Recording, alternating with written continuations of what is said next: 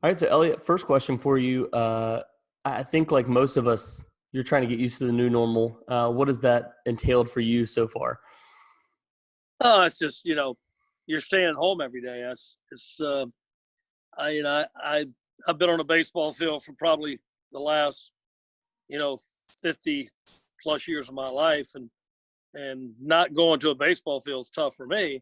Um, or it's and I know how much I love this game. I've always loved this game, and when I took this job, I said the two things I've loved my whole life are NC State and baseball. And when Coach Robinson hired me here, it allowed me to join both together, and that was one of the happiest days of my life, and it's worked out well.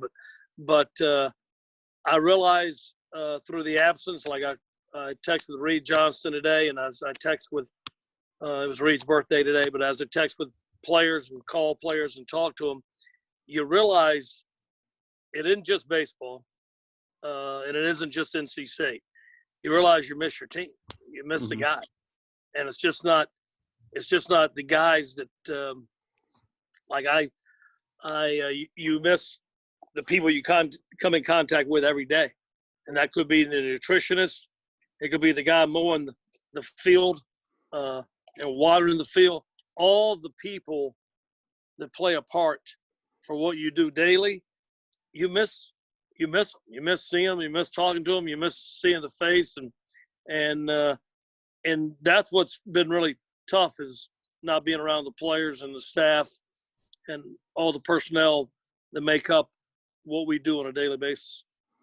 And how difficult was that for you to go from, I mean, especially for the baseball team and the spring sports in particular, is you guys were not even basically a third of the way through the season to have it just completely called off and know, a day later that the College World Series was not even going to be played. I mean, how stirring and how difficult was that for you and to explain to your team as well? That was I remember that conversation. I got some inklings that morning. We actually had a morning practice, and I could tell things were getting ready to take on a different shape and size. We went from playing Boston College that weekend, first conference weekend, in front of nobody in the field but uh, your immediate family, to uh, when I was at practice, um, I got a call, and you normally don't you Coach Holliday told me a long time ago, the former pitching coach here and a long time baseball uh, great. He told me a long time ago, boy, you stay accessible to your phone way too much, especially on game day and stuff like that. And I got to where I'd hide the phone on days like that, and he was right. Gives you a peace of mind, and but that day I had it close by, and I didn't hear it ring, but I checked it, and because things were coming out very fast, and you wanted to get ahead of it so you could tell your team and your words. And I got a call to go over to the Wissahickon Brown facility, and Boo Corrigan had an update for all the coaches. So I went over there and found out this would be our last practice.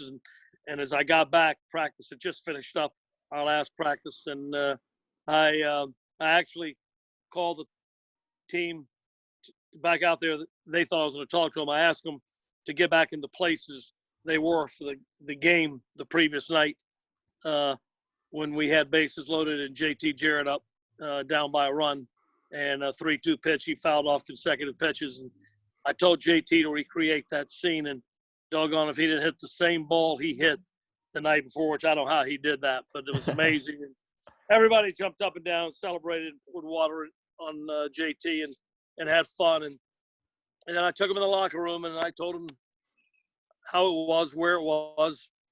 I always tell them everything. I think players want to know. Trey Turner taught me that a long time ago. Players want to know exactly. They think sometimes, you know things that they don't know, and they want to know what's going on. And so I told them exactly what we're dealing with. And as I said on the video with Jeff Gravely a few days ago, I've never been more proud of a group of men who handle things the right way. And we all realize this has nothing to do with baseball. Yeah. This has very little to do with athletics. This is a worldwide tragedy, uh, and it's something that's not over. And you don't know when the end is coming, and you don't know what the new life is going to look like. And just very proud of, you want everybody to handle like that. But when you're 18 to 22 years old, I remember what I was like, and I don't know if I would have had the mentality to handle it like that. But so proud of these guys, and they handle it the right way. They say the right things. They do the right things, and they're continuing on with what they can do right now, what they can control, and that's school, working out the best they can. We all miss this game, but people are missing so much more than a game. They're missing loved ones. They can't see loved ones. They're praying for loved ones. They don't know what's going to happen, and there are people working around the clock who are exhausted, nurses, doctors, and trying to find a cure or a vaccine for this dreaded disease and dreaded virus. And so that's what we're doing right now is we're doing what everybody's doing right now. And baseball is certainly the last thing on our mind. Yeah, I completely agree with you there. So one big thing I had to ask you too, I mean, nobody that you know personally has been affected by this, correct? Or do you know somebody that's been affected by it? Oh, you know people that have been tested. You hear of people who've been tested. You hear of people through Twitter who you see, things that happen. And I think it was Tom Dempsey a couple of days ago, wasn't it?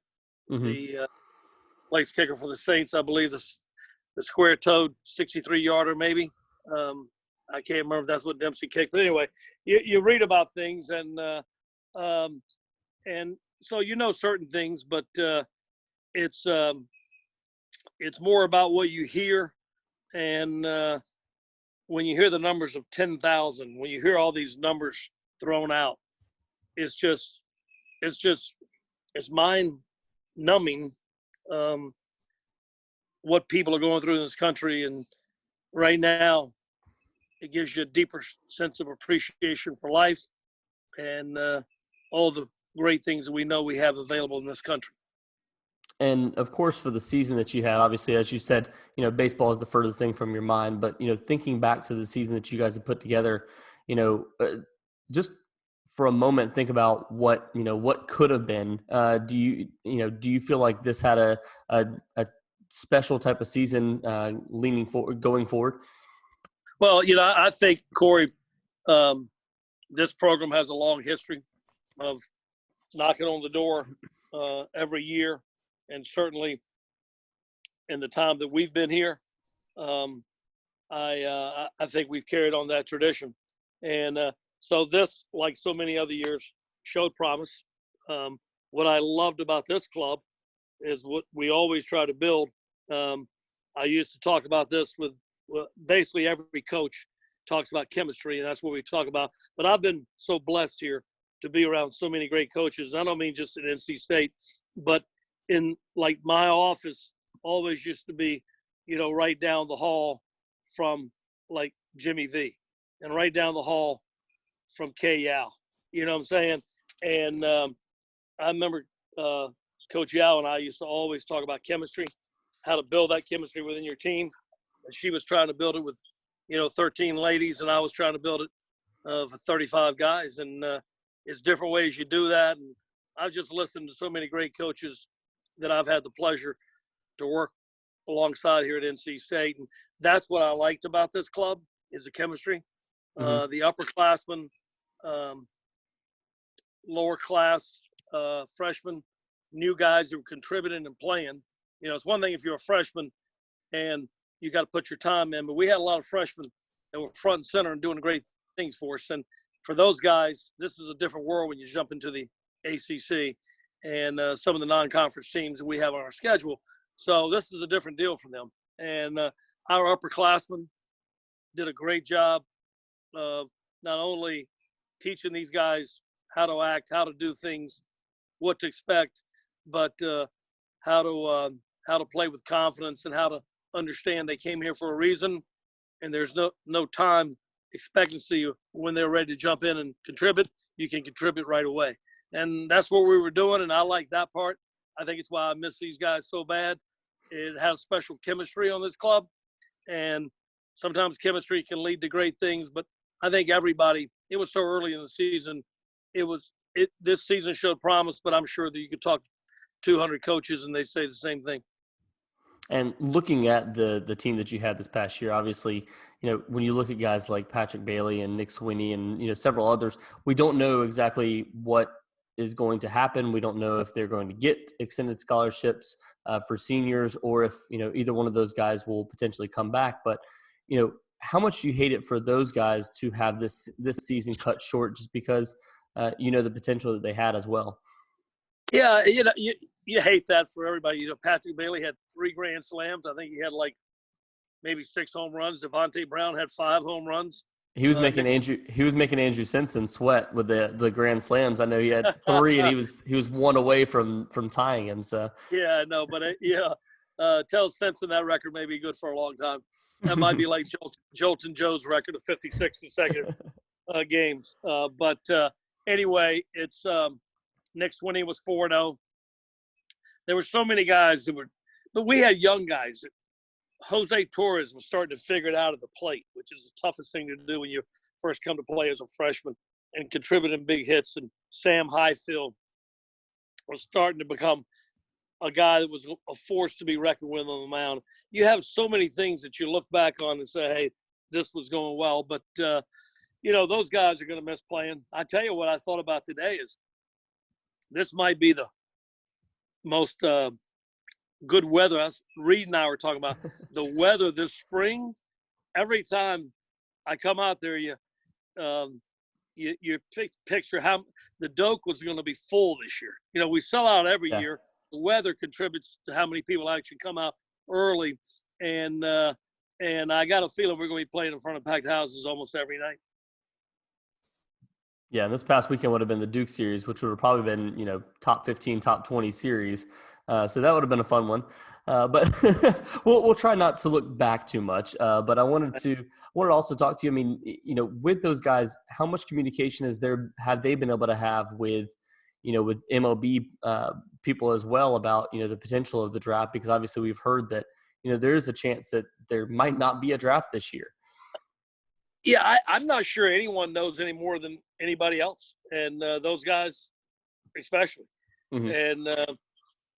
And we stay in contact as much as anyone with people that may have an idea of what's going on or are going to hear first.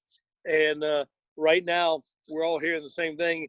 If Major League Baseball, if there is a season, if there is the playoffs, if there is the World Series, then they may consider 10 rounds of the Major League draft, maybe in July or something. And if those things don't take place, which right now it looks like there's a chance they may not take place, and if they don't, then the draft could be cut to 5 rounds. And but I once again, I go back to our guys. We've talked to our guys, and I would think they would be thinking about themselves. And people always think about themselves. You always get back to yourself eventually. But our guys, the guys I've talked to, they're fine on coming back to school, and they're fine to going to pro baseball if it presents itself with the right situation that they want. So our guys, I think it shows how happy they are at NC State, how much they value an education and want to leave here with an education. We have had a lot of players, almost all baseball players in the past would sign their junior year.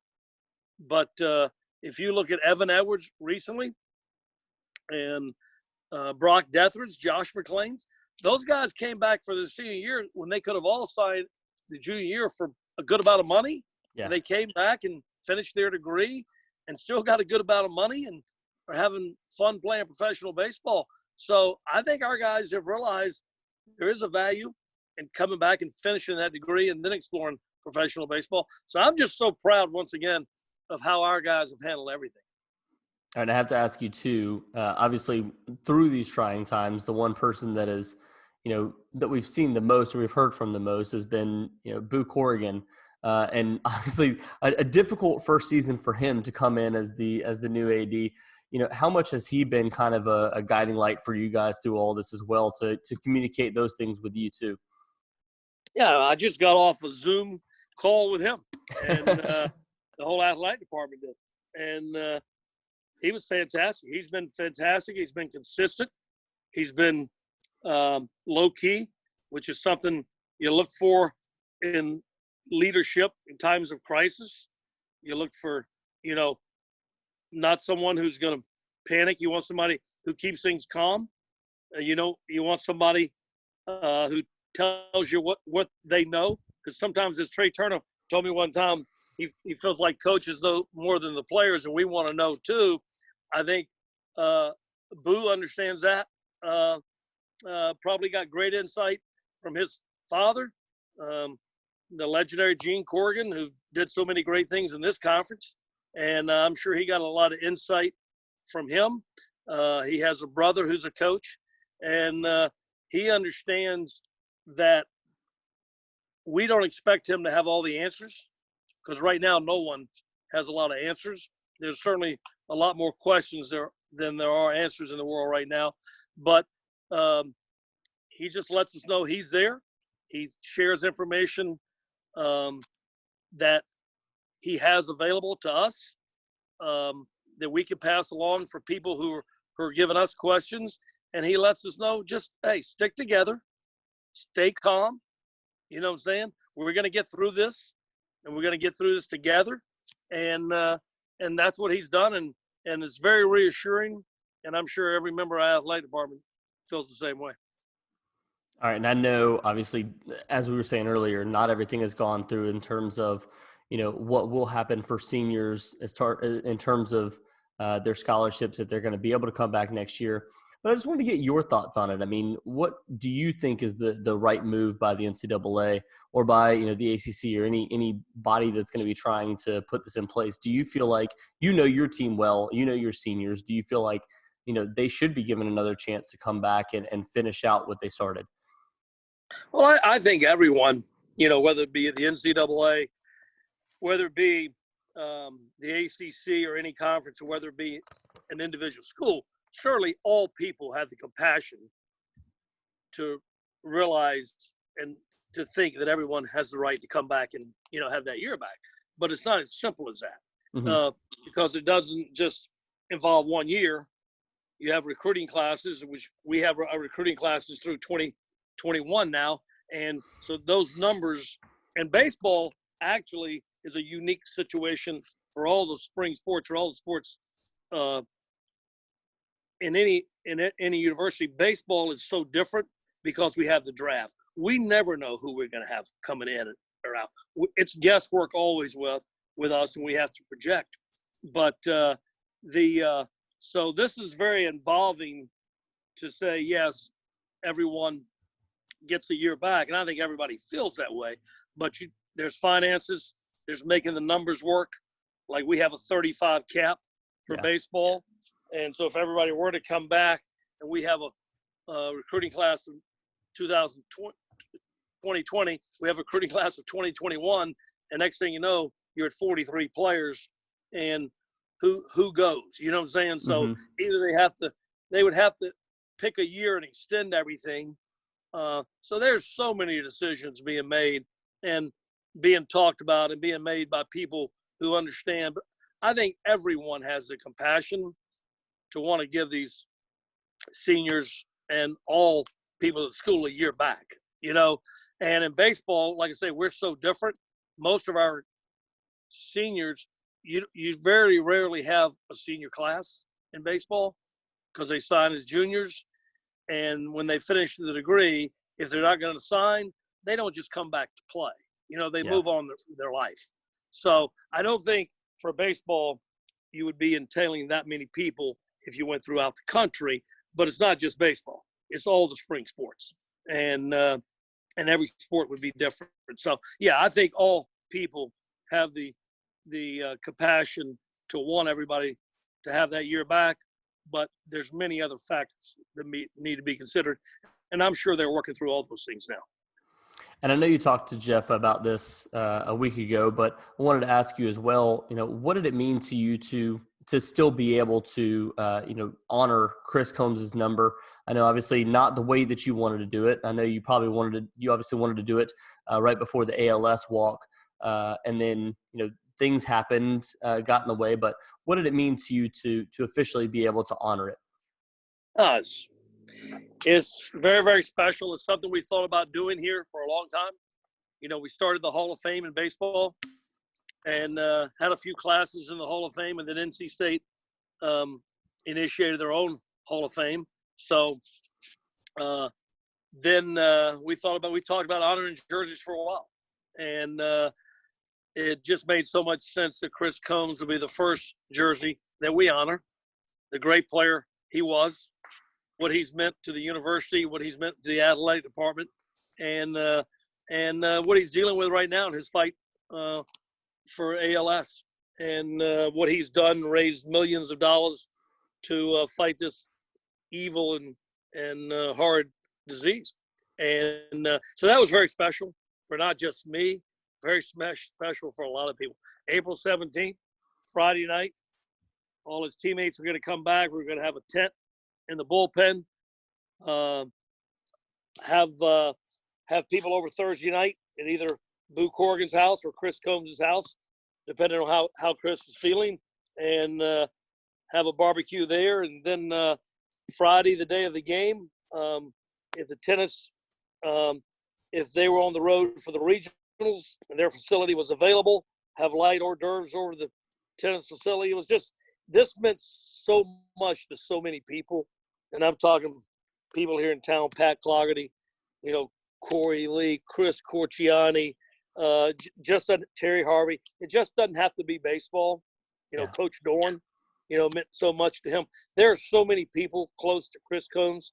So when we were able to do this, and not in the way we wanted to do it, but we were still able to do it, there was so many. I got text from so many people, from Randy Ramsey, the chairman of the Board of Governors, or to, Steve Stroud, to everybody, Frank and Judy Granger. Everybody knows about Chris Combs. Oh yeah. Rod Brindamore. You know what I'm saying? He's so well loved in this community and in NC State athletics, and not just athletics, the community here in Raleigh. And so I heard from so many people.